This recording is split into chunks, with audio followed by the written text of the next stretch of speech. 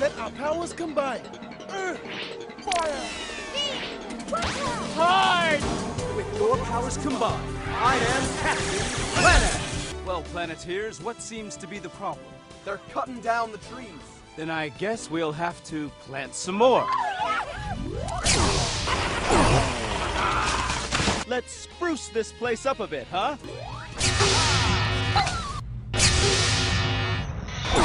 Human tree! Captain Planet, stop right now! Stop, Captain, please. Hey, all you Planeteers at home. Remember, turn off the faucet between usages and recycle those plastics. Or else, I'll turn you into a fucking tree. It's Saturday, so you know what that means. It's a new episode of Cinema Society Saturday. And I'm Gus from Askewed Reviews. Now, if you don't know what Cinema Society Saturday is, that's where a group of us horror fanatics are given a random theme. We then partner up, give our partner a movie that fits within the theme, and then we review that movie for all of you. If you didn't guess from my intro this week, the theme is Nature Fights Back. So that's environmental horror and eco-horror. My partner for this week is Rianna, also known as Darkness Falls. If you're not already following her, you should. She has a lot of great content and is a huge Godzilla fan. Which brings me to the movie that she gave me to review, which was the original Godzilla from 1954, directed and co-written by Ishiro Honda. In most Godzilla films, he is either a force of nature or a protector. In the original film, he is definitely a great example of nature fighting back. The movie takes place in 1954. Due to the Japanese testing hydrogen bombs, this opens up an underwater cavern that allows Godzilla to escape. Godzilla is an ancient dinosaur that is irradiated and is absolutely massive. He is first noticed when he attacks two freighters and a fishing ship. He then makes his first appearance on Odo Island. From here, the Japanese army has to decide if he should be studied or destroyed. Unfortunately, while they're trying to figure this out, they don't leave Godzilla alone, so he makes the decision for them. Alright, so it's at this point that I'm going to stop dubbing myself. It was definitely funny, but it was also an homage to the way that I thoroughly enjoyed and preferred to watch my version of old Godzilla films.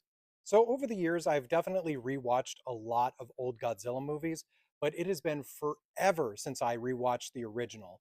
And one thing I will say that was actually really weird this time around is the streaming service that I had to watch this on only had it in the subtitles and not in the English dub, which I've never actually seen it that way before.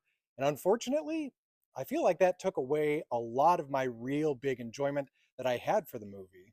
Now, I'm definitely not saying that you shouldn't go and watch this if it's just in the subtitles. I just have a preference of it being dubbed.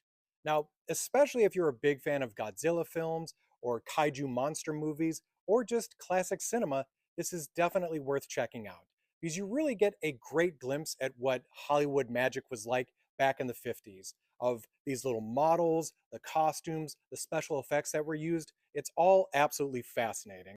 Now, one thing I've never actually done before, but I'm going to be doing this time, is giving this movie 2 review scores. First of all, watching this with subtitles, I'm going to give this movie a 2 out of 5. Watching it dubbed, I would give it a 3 out of 5.